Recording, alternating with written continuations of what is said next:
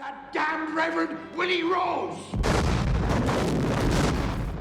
Leland Gaunt is the kind of guy who could sell you a cursed object and make you feel like you got a bargain. He comes to the town of Castle Rock with his charming little shop, Needful Things, where you'll find that one item you've always wanted but never thought you'd actually get your hands on. But Gaunt isn't some quirky old shopkeeper. He's the devil dressed in a sharp three-piece suit and turns Castle Rock into a town of jealous, paranoid, bloodthirsty lunatics. He doesn't make people evil, no. He just hands people the matches, knowing they'll strike them on their own. By the time anyone figures out what's happening, it's a little too late. But what makes Leland Gaunt so terrifying isn't just that he ruins lives. It's how effortlessly he does it. He understands people and knows that even the most decent person will set fire to their own world, if given just the right nudge. And that's why he isn't just another Stephen King villain. He's one of his best. In this marvelous videos, let's talk more about why Gaunt is the most dangerously persuasive antagonist in King's universe, why Needful Things is basically the horror version of a Black Friday sale gone demonic, and most importantly, why you should never trust a deal that sounds too good to be true. Before we go into our explanation, we have a very small request. If you like our content, please support us by subscribing to our channel. This is a small click for you, but for us, it means a lot. Thank you. Let's begin.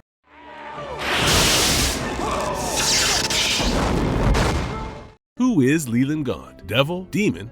Or something worse? Leland Gaunt is the kind of guy who strolls into a quiet town and turns it into a full-blown battlefield without ever lifting a finger. If you are familiar with Stephen King's 1991 novel, Needful Things, you already know he's bad news. He is the devilish mastermind, both in the novel and its 1993 film adaptation. When Leland first came to Castle Rock, Maine, with his mysterious little shop called Needful Things, he seemed like an eccentric but charming businessman. It soon becomes clear Gaunt isn't just a clever con man. He was the devil himself, moving from town to town, using fear and greed as his weapons. Once he had wrung a place dry, leaving it in ruins, he simply packed his bag, ready to move on, and he loved every second of it. He couldn't be stopped, couldn't be killed, endlessly feeding on human weakness. Castle Rock barely survived his visit, but Gaunt was finally driven out. He resurfaces in Junction City, Iowa, with a new shop called Answered Prayers. But one thing's for sure, wherever Leland Gaunt sets up shop, trouble follows. The dark dealings of Leland Gaunt in Needful Things. Temptation has a price. When Needful Things opens its doors in Castle Rock, it instantly draws the town's attention. The shop's owner, Leland Gaunt, was an elderly, polite, soft-spoken gentleman with an almost hypnotic charm, and the shop seems almost too good to be true. His tiny, cozy shop was filled with rare and deeply personal treasure. And when I say personal, I mean uncomfortably so. Things that his customers didn't even realize they wanted until they saw them. A signed baseball card from their childhood idol, a fishing rod, just like the one their long-dead grandfather used. A trinket that feels tailor-made for their deepest longing. The shop's name was certainly fitting. You know, Gaunt doesn't just sell things. Oh no, he sells dreams, obsessions, longings, and every item in his shop is tailored perfect to the wants of whoever walks in. The price? A few bucks. And a small favor. In return, Gaunt asks his customers to pull harmless pranks on others in town. Something innocent, something silly. Switch someone's items around, spray paint an offensive message, ruin someone's garden. Nothing to lose sleep over. Seems harmless, right? Until it's not. Although the townsfolk didn't think much of it at first. But you see, those little pranks he requests aren't random. Gaunt has carefully studied Castle Rock, its people, and all the petty grievances they've been nursing for years. The pranks were carefully designed to set two people at each other's throats, to fan the flame, turning minor disputes into all-out war. Gaunt's influence spreads quickly. Polly, who suffers from crippling arthritis, buys an ancient charm that miraculously relieves her pain. Meanwhile, John Merrill, a local lowlife with a serious drug debt, takes a job as Gaunt's right-hand man in exchange for high-grade cocaine and the promise of buried treasure. His first job was to smuggle crates of guns, ammunition, and explosives from Boston. Soon, Gaunt is selling weapons to the very customers he's been manipulating, convincing them they need to protect themselves from their own neighbors. This is Gaunt's true business model. He's spent centuries traveling from town to town, selling worthless junk disguised as people's deepest desires. By the time his victims realize what's happening, they've already sold their souls. Some, like Ace, begin to suspect there's something unnatural about him, but fear and greed keep them under his thumb. However, not everyone falls for Gaunt's tricks. Sheriff Alan Pangborn is hesitant. He lost his wife and son years ago, and while he carries that pain, he hasn't sold his soul for a cheap fix. When he starts piecing together what's happening, it's already too late. Old resentments ignite like gasoline on an open flame. Castle Rock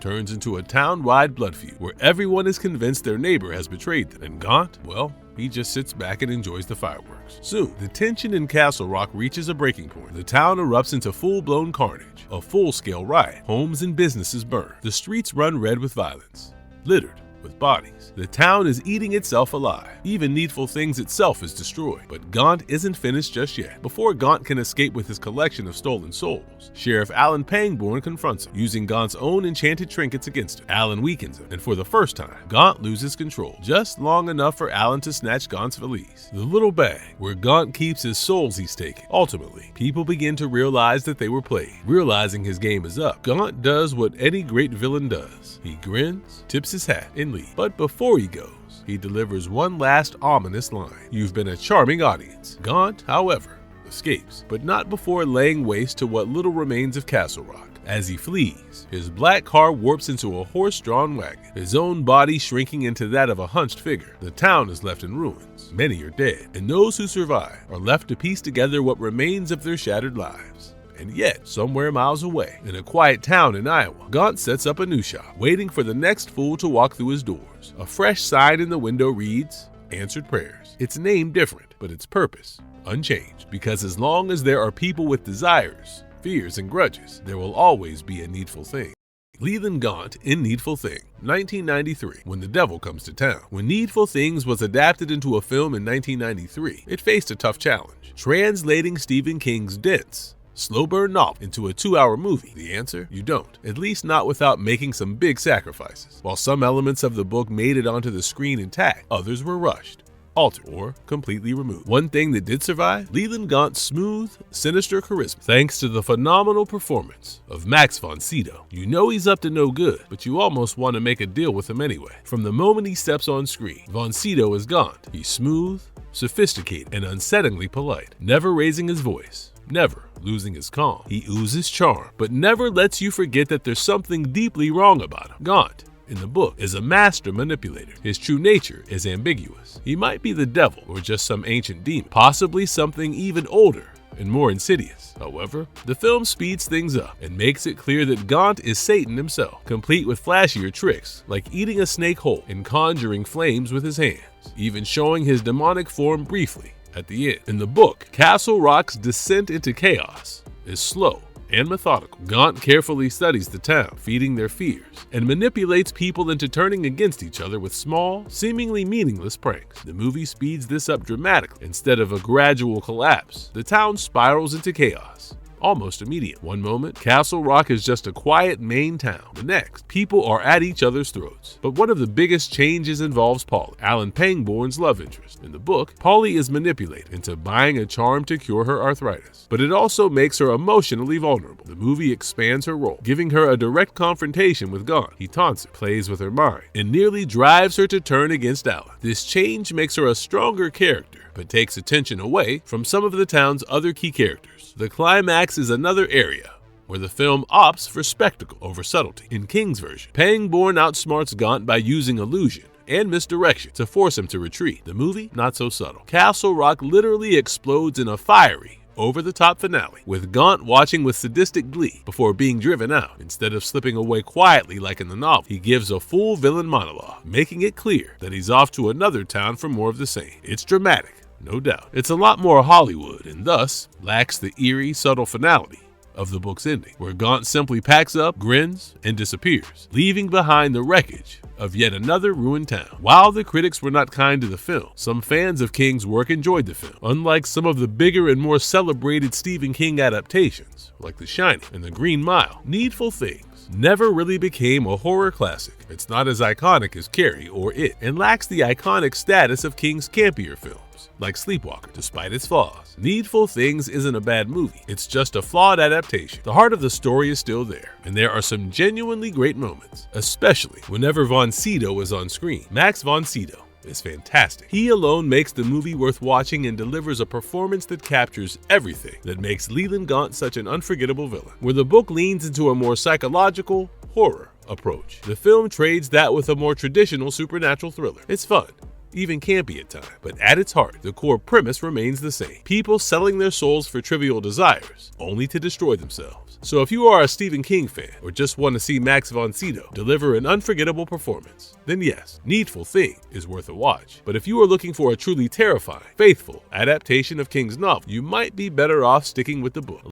Leland Gaunt's appearance, charms, and power. The devil in a well-tailored suit. Leland Gaunt isn't just your average horror villain. He doesn't wear a mask, chase people down with a knife, and definitely doesn't have claws for hands. Instead, he smiles, shakes your hand, and offers you the one thing you want most in the world for a small price. Gaunt is not human, although he wears the shape of one, moves like one, and speaks like one. But there is something off about him. The question isn't who he is, but what he is. His power was his uncanny knowledge of the town's feuds, secrets, and rivalry, right down to the deepest desires of anyone and everyone who walked through his door. He operates through deals and trades and mischief, and it sounds fey-like, that lure humans into bargains they barely understand. He uses this to manipulate the poor folks while they tear everything apart. On the surface, Gaunt came off as a charming man in his 50s or 60s, tall, almost too tall, with a thin, wiry frame. His eye color shifted depending on who was looking. His skin pale, sickly, like something that doesn't see the sun off. His hands lacked any natural line, and his index fingers were strangely long, nearly the same length as his middle fingers.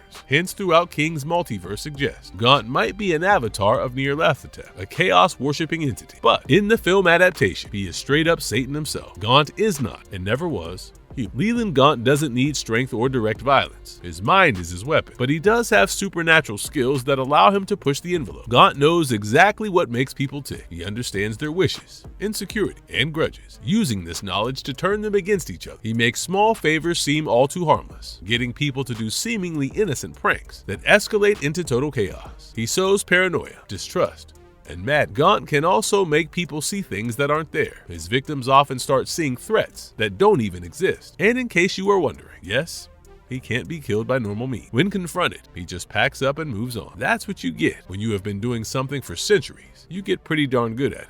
Marvelous videos. Leland Gaunt isn't just another Stephen King villain. He's the guy who can turn a quiet little town into a war zone with nothing but a smile, and at a price they don't realize they're paying until it's too late. He doesn't chase you with an axe or haunt your dreams. No, he doesn't do that. He just hands you exactly what you've always wanted and lets you do the dirty work. That's the kind of evil that sticks with you, the kind that makes you wonder if you would have fallen for the deal. And once the dust settles and the bodies start piling up, Gaunt simply packs up shop and moves on to the next town, ready to do it all over again. But the real scary part is he's still out there, maybe running an antique shop in your town, offering someone a one-of-a-kind snow globe or a baseball card with just a tiny price tag. So if a weird old guy ever offers you something too good to be true in exchange for a simple favor, run, because Leland Gaunt isn't just selling antiques, he's selling trouble, and business is always booming. And if you liked our content, don't forget to leave a like and subscribe to us if you haven't already. Have a good one and be safe. Thanks everyone.